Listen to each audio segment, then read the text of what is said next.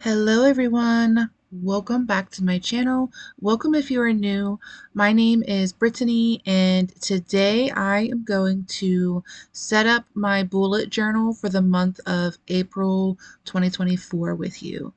And if you've been following along with this series on my channel, you kind of already knew what the theme was going to be, but if you are new, this month's theme is going to deal with the unicorn, since April 9th is National Unicorn Day in Scotland, and since I am part Scottish, I wanted to do a shout out to my ancestors and dedicate the theme to my bullet journal for the month of April to unicorns and Scotland.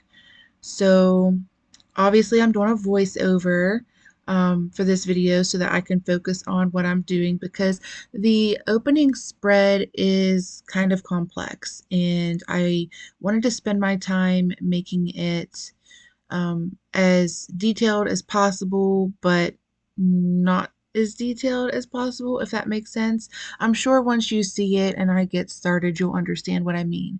But what I'm doing here for you guys is I'm just starting out by showing you which Tombow dual tip markers I'm going to be using as kind of like my color palette for this spread. Um, and then these pens here are those new Uni Pins that I got for my illustration projects. And I decided I'm going to work with them this month. And then I have the double-sided adhesive tape and some scissors, all of which I'm going to be using at some point. And here are the Uni-ball Signo gel pens that I love so much. The blue one in the center is new. I just discovered that there was a blue one, so I wanted to try that. And then of course we have that Tombow mono stick eraser that I love so much, and that huge makeup brush that I like to use for wiping away the eraser tidbits whenever I erase my pencil markings. So before I start, I just want to say I am going to be adding some paper in for this spread, for a few of the spreads, and I use the paper packs from Archer and Olive, which I was just showing you there. They have lots of different colors, but that's the one that I'm going to be using. And we'll just flip through March real quick. And just as a reminder, and also in case if you hadn't seen me set this up, I'm just gonna flip through real quick and show you guys my layouts, my spreads, and um, we'll get started afterwards. I still haven't done my month in Polaroids, but I'll get there. One thing at a time.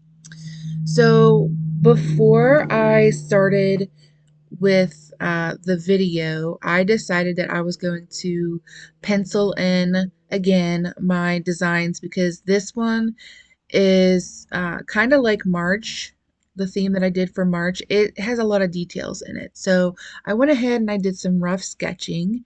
And then I did a little bit of research on the unicorn being the national animal for Scotland. And because I was kind of looking for not so much a quote or a motto, but just something that, would be like a positive affirmation or a nice little tidbit that I could add in to my cover spreads.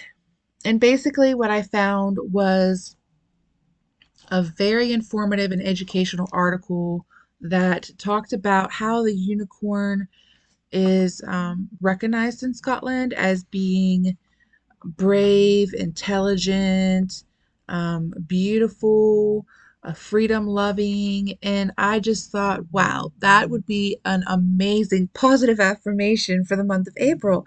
So instead of using those words to describe the unicorn, I just added I am in front of them. And it's like a personal declaration that I am opening up this new month with. And I don't know if any of you guys have been hearing much about the eclipse that's happening in April. It's actually occurring the day before National Unicorn Day.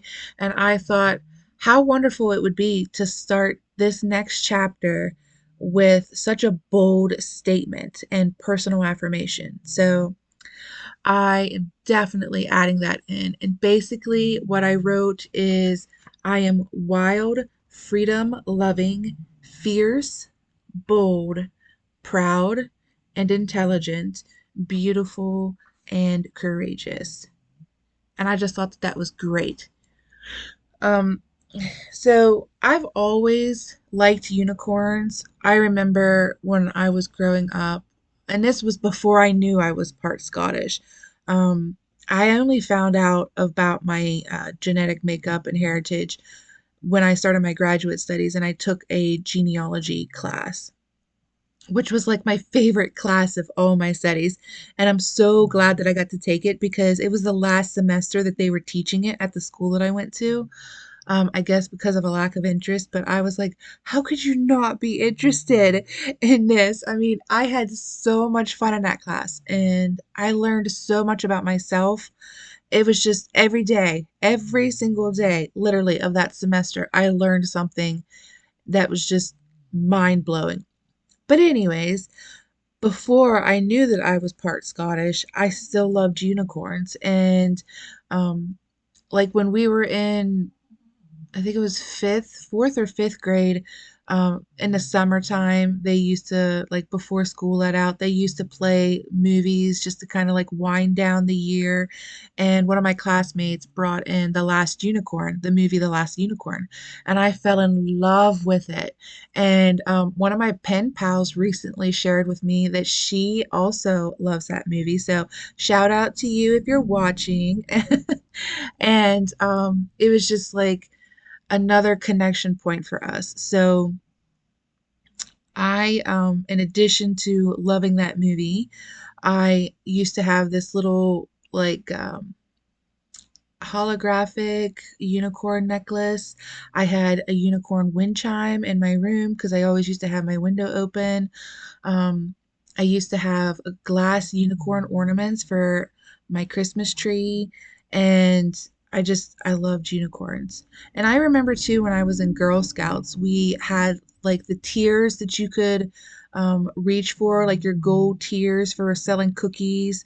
And one of the tiers was this Pegasus unicorn, and I wanted it so badly. Um, but yeah, so in other words, unicorns have always been kind of big in my life. So it just made sense to make my April theme about Scotland and the unicorn. So to come up with this left side cover spread, I worked with Photoshop, which you guys know if you've been watching my videos, is a new challenge that I'm doing for myself. I wanted to learn different things in Photoshop, and I took what I've learned in my class and created this mashup of three different photos using the layers feature in Photoshop, which I love. I think it's so awesome. And it's not quite a double exposure, but it's more or less just one layer on top of another, where I use the brush to kind of um, erase out like the background of one photo from another. And then I played with the opacity to um, bring the unicorn forward in front of the flag. And that's how I came up with this design. So the left cover photo is actually a Scotland flag that is waving, and that's why it's wrinkled. It's waving in the wind. That has a unicorn in front of it with a Scottish thistle, kind of like wrapping around the body of the unicorn at the bottom. And I thought about how I wanted to fill this in. If I wanted to paint it, because originally I wanted to use my gouache paints for my April spread, and then I decided that I was only going to work with a couple of colors for my color palette for April, and thought, well, it'd be better if I just used Tombow brush pens. I've kind of gotten attached to my Tombow brush pens, and I feel kind of bad about that because I have other pens and markers that are amazing art tools, and maybe I need to challenge myself to get those out and use them more. But it seems like I always reach for the Tombow dual tip brush pens. So that's what we're working with today, and I'm just going to use those Uni Pin fine liners to do like a rough outline, and then I will messily color in the unicorn. Oh, excuse me. So, a little bit about unicorns that I learned. Basically, so I was telling you about how I learned somewhat recently when I was in grad school about my Scottish heritage. And basically, Scottish people, from what I've learned, they they like folklore and mystical fairies and magic and um, like superstitions, um, like legends, stories. They're really good at storytelling. And I thought, oh, well, that makes perfect sense for me because once you get me talking, I just go and go and go. But anyways, they they've always kind of loved the unicorn, and like this goes back in history a really long time. I think it was like the Babylonians who first recorded um, worshiping unicorns. And basically the unicorns, they represent like courage and pride and like purity and love. So I think it's amazing that they chose that animal for their national animal. And unicorns have also always been kind of associated with royalty and heraldry, which I thought was pretty interesting because when I was in my genealogy class, I learned about how some of my really distant ancestors had a castle overseas, and the one castle is actually still in existence today, and it has been converted into a hotel. Um, and I thought, wouldn't it be amazing if I can go over there someday and just stay in my family's castle? So that has definitely become a bucket list item for travel. And then the other thing too that unicorns are kind of associated with is innocence and healing powers. So, like, if any of you are Harry Potter fans, you might remember that Lord Voldemort was trying to drink unicorn blood so that he could um, keep alive. And it's just, I don't know. I think that that's cruel, but um, the healing powers, that's the most uh, recent thing that I can recall where that is associated with. Although there were healing powers also in the last Unicorn movie. So that's interesting. And then they also are associated with nurturing power. So um, they can be associated and symbolized with joy, and they're often referenced in Celtic mythology. So I'm a huge mythology fan, and I think that it's really interesting how the unicorn is seen throughout Scotland in several like monuments and statues. They're included in carvings. A lot of them make it into crests and family seals and emblems.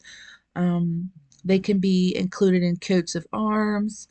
And I actually discovered this little like nursery rhyme about a lion and a unicorn fighting for the crown, which I thought was so appropriate, because you know you have England and Ireland and Scotland, and a lot of the imagery and emblems and symbols that you see from the United Kingdom include all the like most popular symbols from those countries. So you have the shamrock, you have the thistle, and the lion, which I just thought was amazing. I really had fun researching this.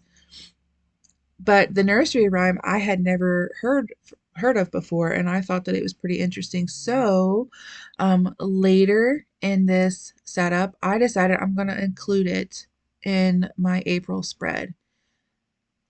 And then um, unicorns have also been noted for like heroic type of characteristics. They are featured in a lot of different stories by authors from different time periods as being a symbol of heroism. They have been kind of featured in a lot of royal tapestry. There's this really common and popular tapestry where the unicorn is kind of like captured in a fenced in area. That's very popular. I've seen that turned into like greeting cards and bookmarks. Um, I think there's actually like a scarf too that I saw at a museum. So that's a very popular image of the unicorn. And then um, there is usually a like a compilation of the lion with the unicorn in like the royal coat of arms, which I think is really cool. So I'm just going to color in the image, and I didn't actually pull out a thistle green or a thistle purple, but I think that these two colors will take a less dominant role in the April spread, so I'm just going to use them sparingly. And then the other thing that I really loved when I was doing the research about the unicorn and like where it's seen in the United Kingdom and Scotland, like throughout the United Kingdom, is all the different places that feature it and like the architecture or in some form of the structure. So you can see it like in the Edinburgh Castle. Um, Obviously, it's very popular with like the Holyrood House, the Palace of the Holyrood House. There's images in Glasgow, Inverness, Dundee. A lot of the palaces and cathedrals include them. And I just think that it would be so amazing to see those things in person. Of course, I can see the pictures online if I were to look them up, but I just think that it's really awesome. The plaques and the statues. I first thought about instead of doing the unicorn in front of the flag, about doing like a urban sketch of one of the statues or monuments. But then I thought, well, I really wanted blue to be dominant in the April spread, so I decided to just go with the flag in the background. And so that green that I decided to use for the thistle is the 296 Tombow dual tip brush marker. And then the thistle purple that I decided to use is a combination of 636 and 676. And I started with just the 676, and then I decided that the thistle looked a little sparse. So then I went back in and added the 636, which I think just gave the flower a little bit of depth and volume. And then um, what I'm going to do on the right side of the page is I decided that I was going to look into Scottish emblems for family names. So, one of the interesting things that I learned about myself when I was doing my genealogy, I ultimately decided to do a DNA test with Ancestry. And mostly that's because when I started to look up records, I was really confused about the people who were being recommended as potential relatives because I was raised to think that I was Irish Italian. And um, while that's not entirely false, it's not accurate either.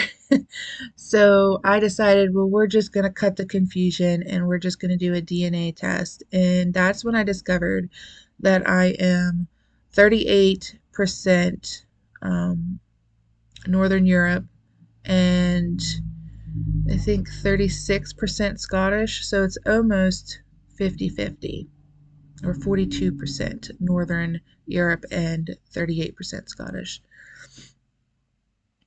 I can't remember the exact numbers, but so then, of course, you can imagine learning those details. I started to try to piece together where those relatives exactly came from.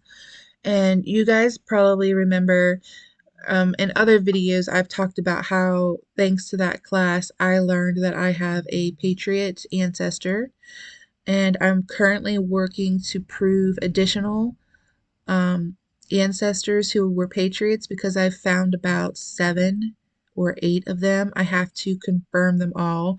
I have one successfully confirmed and documented through Washington, D.C. with the archives, but the other ones I'm still working to prove. And it is a process. I mean, you have to get birth certificates, death certificates, um, you have to try to link as many records to them as possible. And it becomes challenging, especially when they move around and maybe records weren't kept of the move, or maybe they died early due to an illness.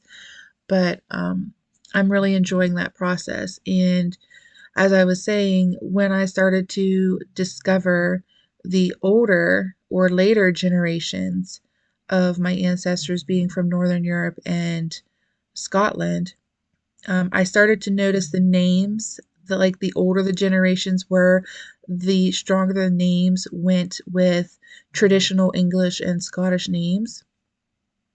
And if you know, like if you're my pen pal watching, or if you've heard me talk, you know how much I love the book series and show Outlander.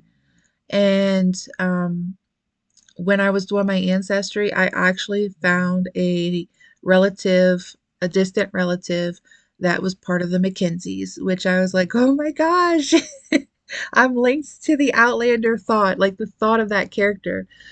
And my husband, when I did his genealogy, he has Scottish ancestry also. So I believe his is Mackenzie also, or Fraser.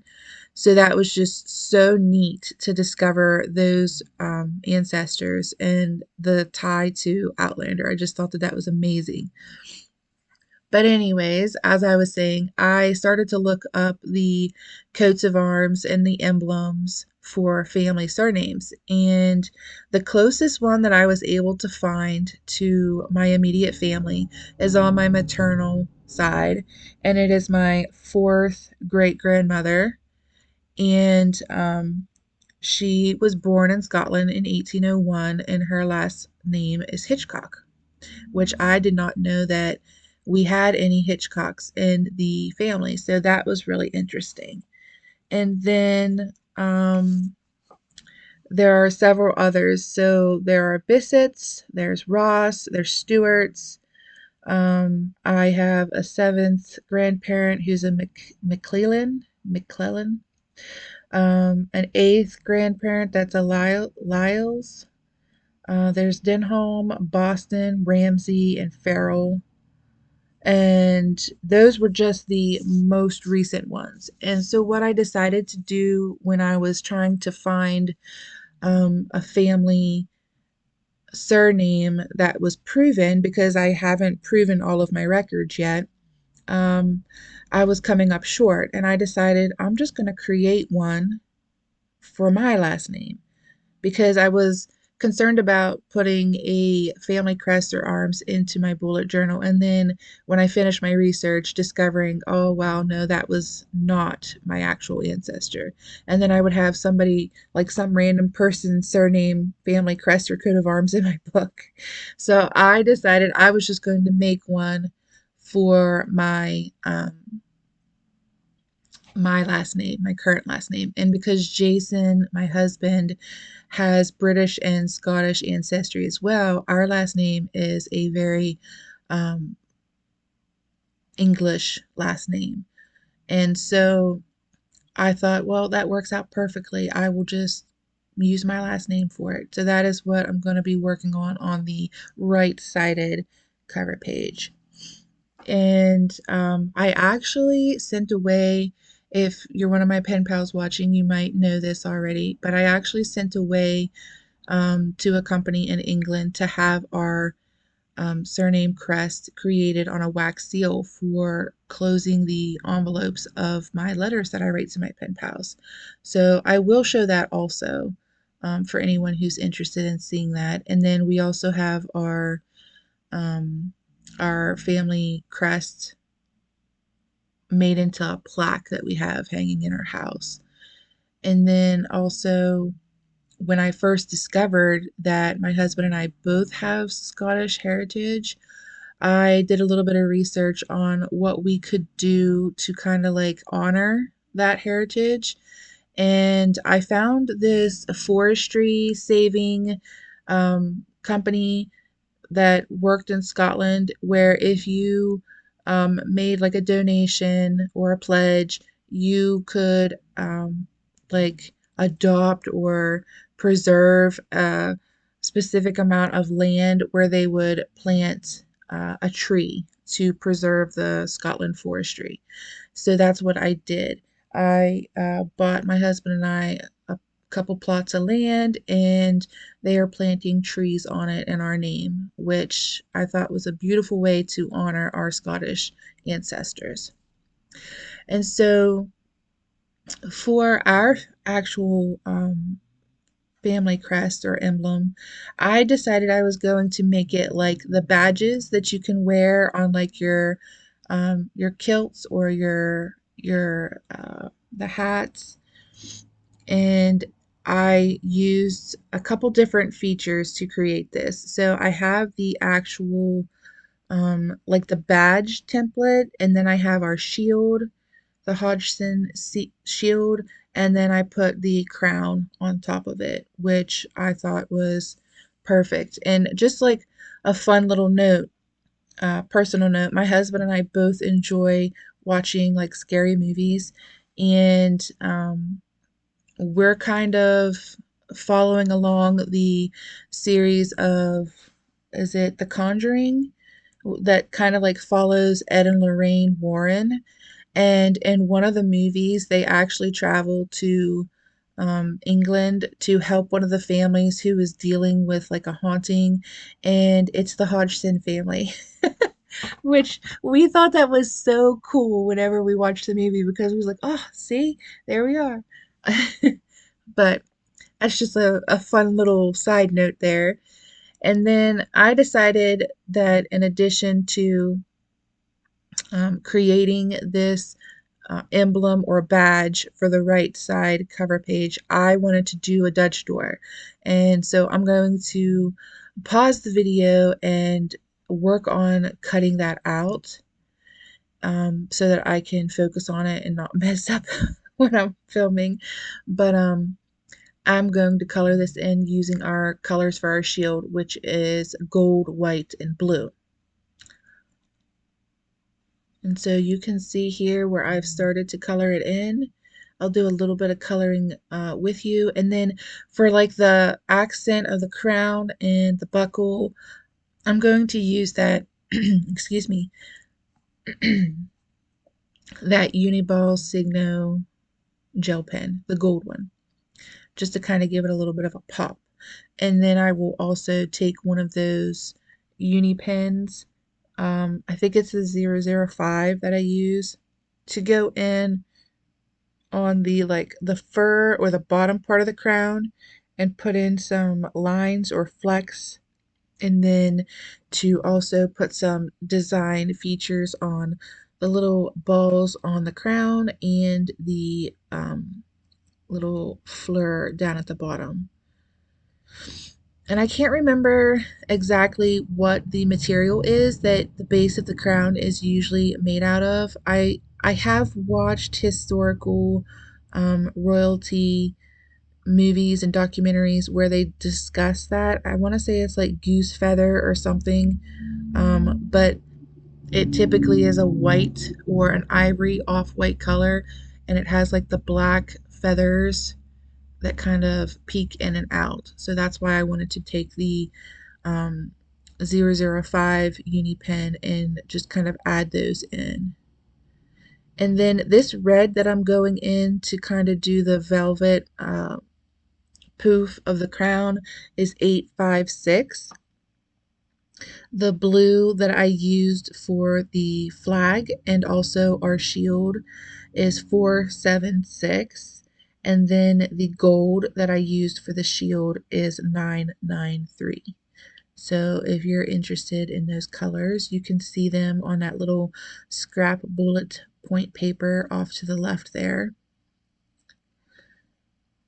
And then I did want to take my time cutting it out, but if you notice the little um, like the little balls at the top of the crown that go around to the base, those were gonna be pretty difficult to cut out. So ultimately what I decided to do was I just kind of left a little bit of the paper around each of them, and then I cut next to the black fine liner line on all the other details.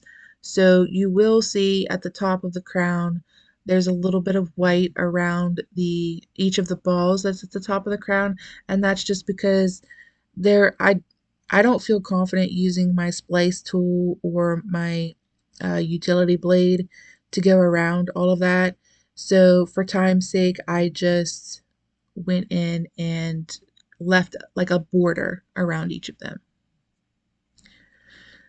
And for the next spread, I am just going to keep with the same like layout or format that I've used. I'm pretty sure every month this year so far, where I have my movies and music on either side. And I think that this is just the perfect place for it because it fits underneath of the Dutch door.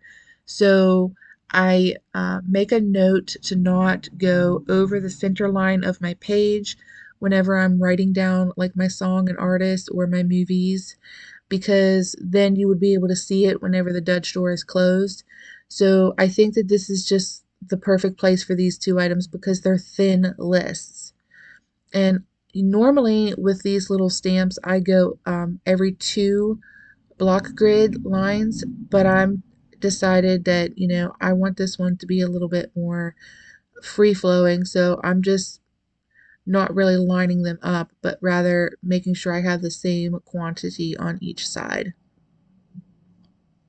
And then in the lower right corner of the right side spread, I'm going to do a small calendar for the month of April, just in case I want to reference the dates whenever I'm trying to plan out the movies, because some of the movies that I'm going to list are ones that I might actually go to the theater and see. And this way, if the calendar is there, I'll be able to know, okay, well, this one comes out this Friday, or that one's getting released this Wednesday. And it's just helpful to have them there. But I did pause briefly when I was doing the March flip through at the beginning of this video in case any of you wanted to see which songs and music interests I had for the month of March. I've described before whenever I do my bullet journal setups, I usually am listening to Alex Rainbird music on YouTube, and every month they usually do a set of playlists for that month. And I love indie alternative music, so they're like my go-to channel. And I do sometimes listen to them on Spotify, but I was actually listening to them on Spotify while I was doing this recording. but it's relaxing to me, and it also introduces me to new music every month. So that is a practice that I started, I want to say, a couple months after I started bullet journaling, and I have been staying true to it ever since. But when I paused, if you want to go back and look at that, you'll see which songs kind of resonated with me for that month.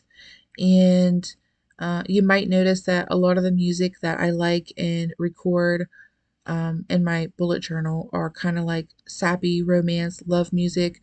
That just seems to be my favorite type of songs. So for my weeklies, I wanted to do something different. So I'm using that Archer and Olive paper pad that I showed at the beginning of the um, video. I'm using the light purple or the pale purple because I painted my unicorn purple. And the reason I decided purple is because it is a color that is most commonly associated with royalty. And it's also the color that I colored in my unicorn hair.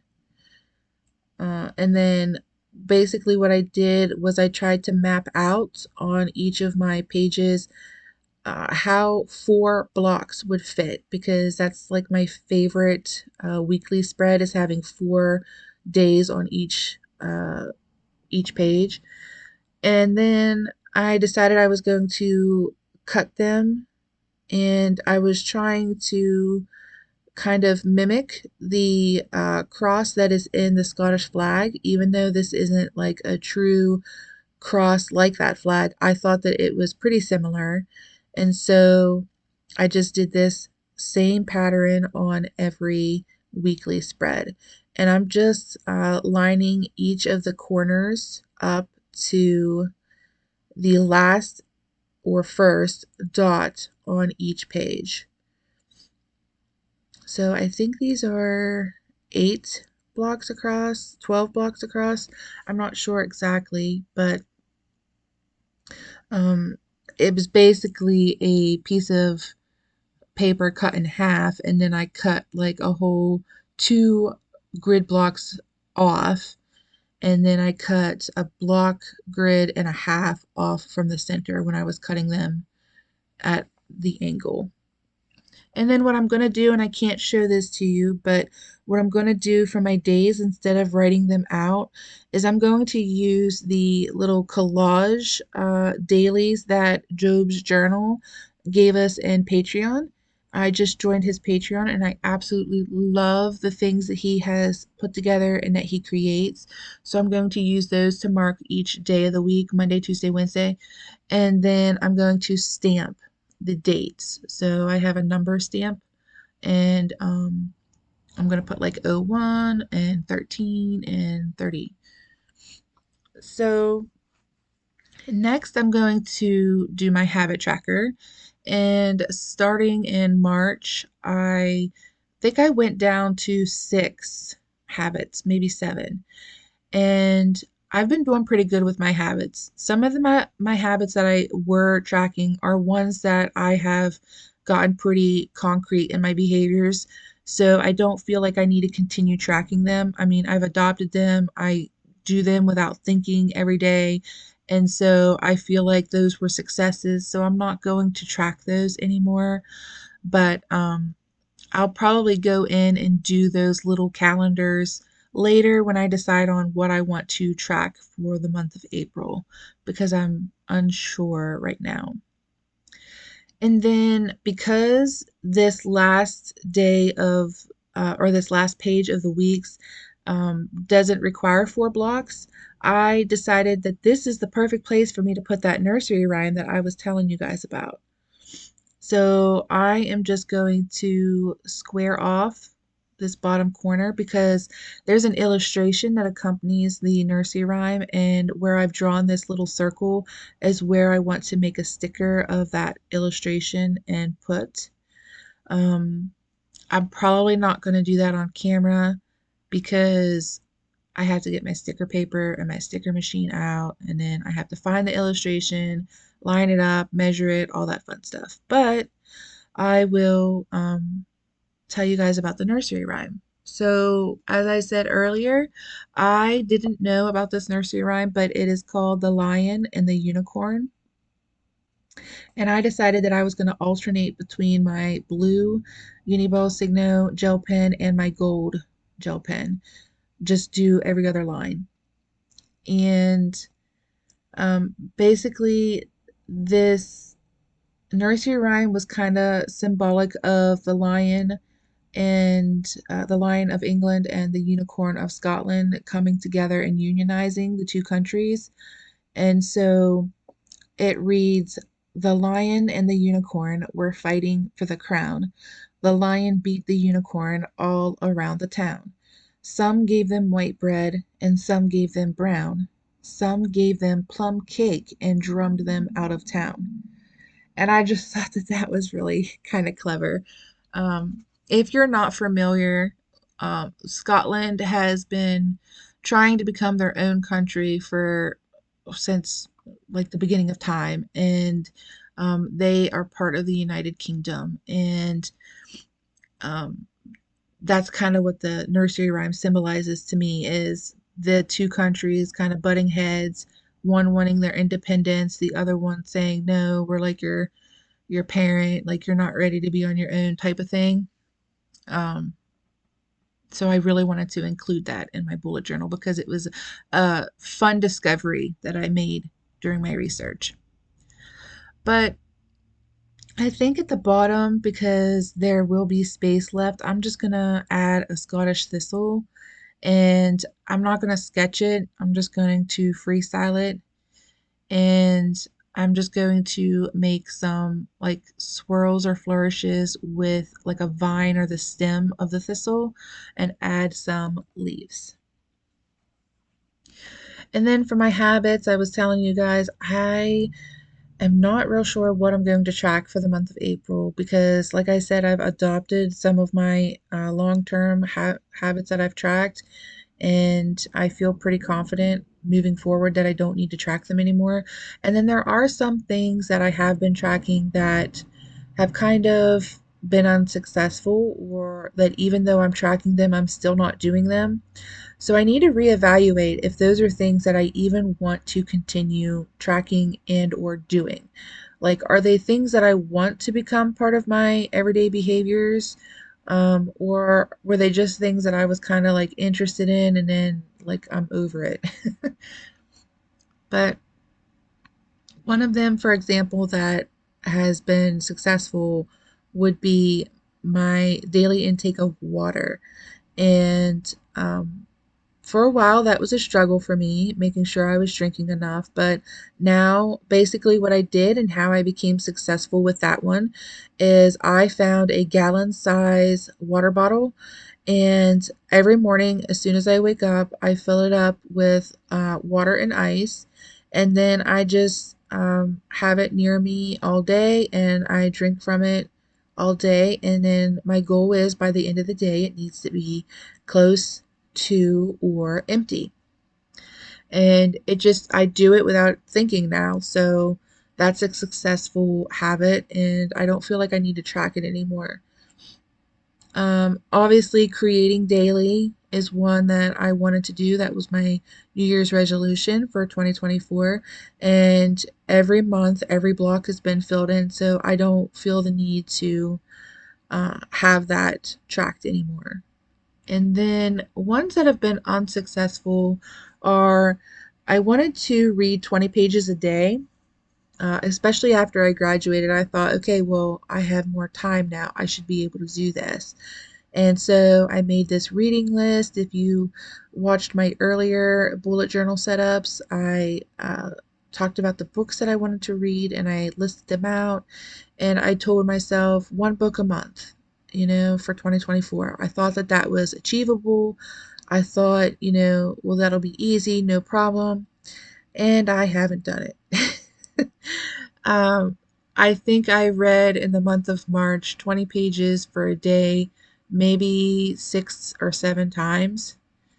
So it is a goal that I really want to do, and it is a habit that I want to adopt. So I am going to put it on for April and try to do much better at. And we do have a book discussion in my book club this month of April. So, maybe it'll be a more successful month. But this next spread I'm really excited about. It is the mood tracker.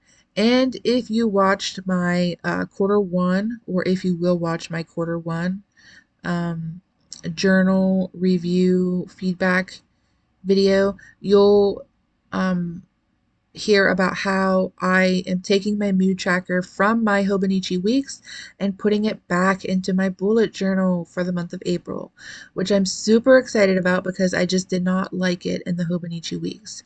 And it isn't because I don't like the Hobonichi weeks, it's just I felt like I wasn't tracking it as consistently in that book, as well as I really missed drawing and being creative for the mood tracker every month.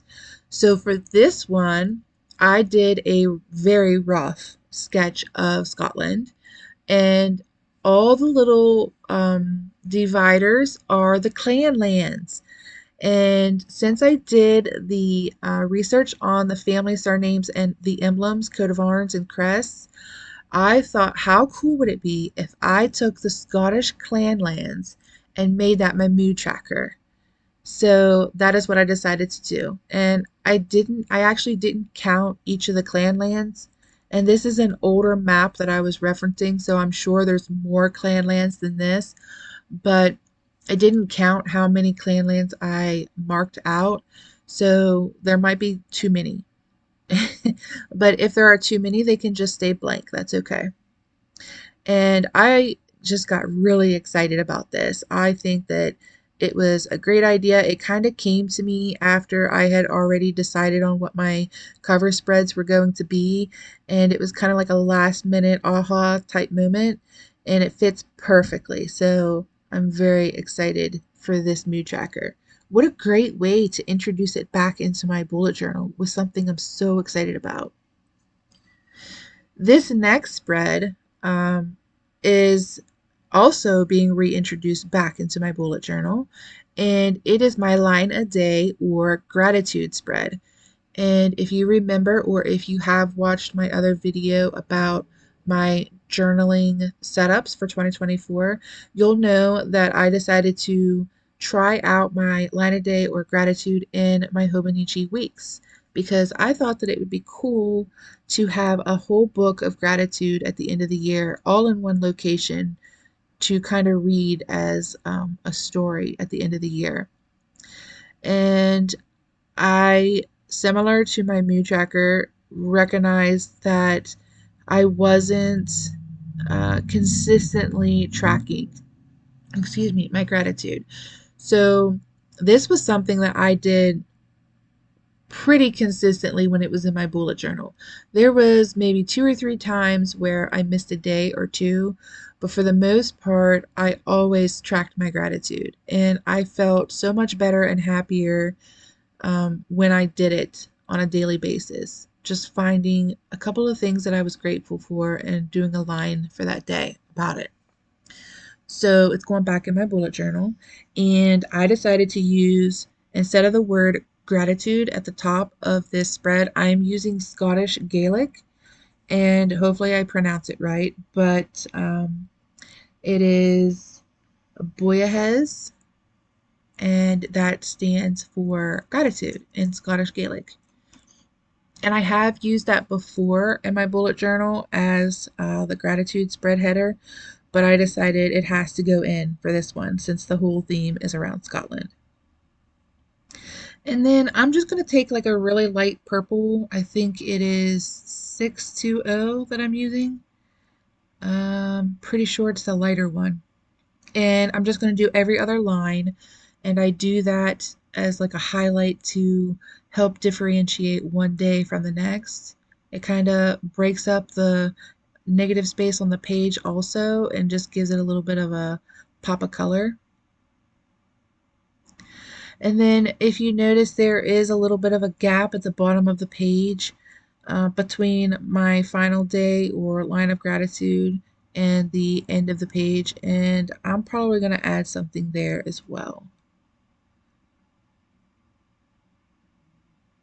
But I'm really glad that I'm adding this back into my bullet journal, and I know that I said that I wanted to do it in the Hobonichi weeks for 2024, but I've given it 3 months.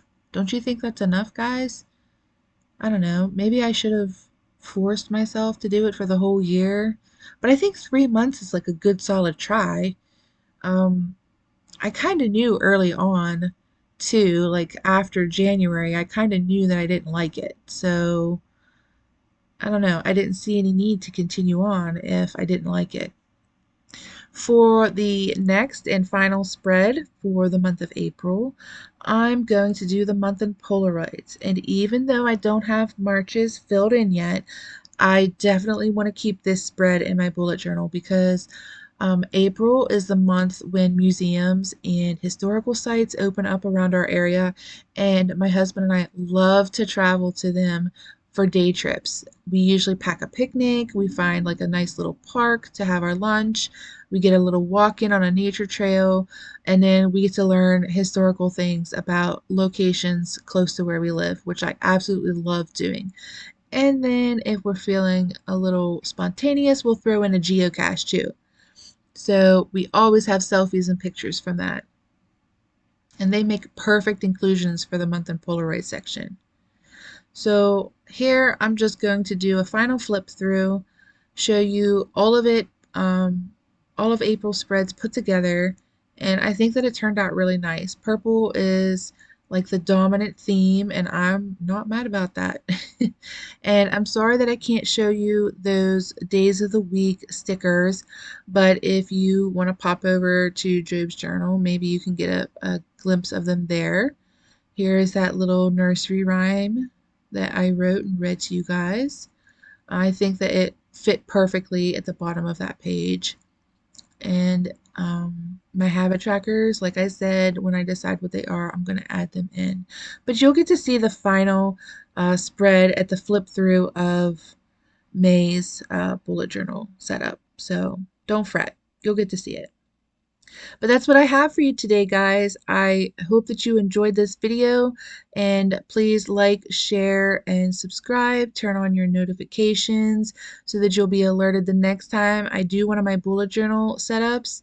And remember to stay tuned for the finalized April flip through coming soon. And here is that wax seal that I had custom made of the Hodgson family crest that I talked about. That's all that I have for you guys. Thank you so much for watching. Bye, guys.